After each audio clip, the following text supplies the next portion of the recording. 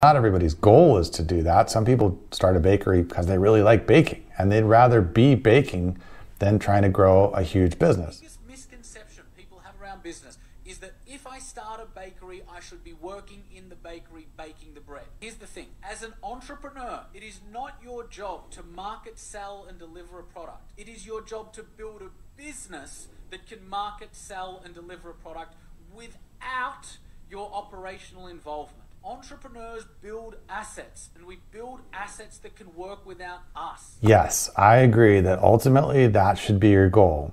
However, starting a bakery where you aren't a baker and you don't bake anything and you don't know anything about baking just means you've got to put a lot more money into that business, because you have to hire a baker and hire the people to work at the bakery and hire somebody who knows about baking to create the menu and do all the things to be able to build a bakery business that you can then run from the outside. So I understand his point, which is to grow a large successful business, you want to have the business get to the point where it doesn't need you on a day-to-day basis.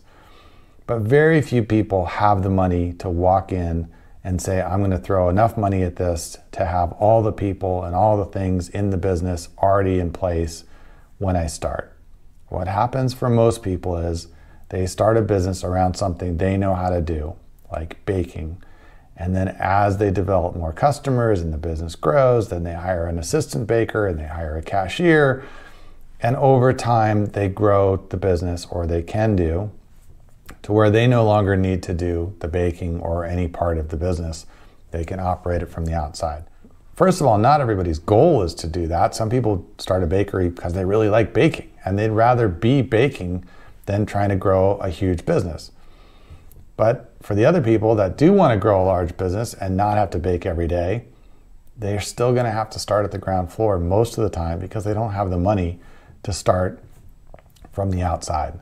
So while his advice is helpful if you're looking for a long-term business that you don't have to work in, I think it misses the point that 99% of people do start working in their business because that's the only way they can get it off the ground to begin with. So as long as you recognize that and know that you're growing towards, or can grow towards, getting out of the business, then I agree with this advice.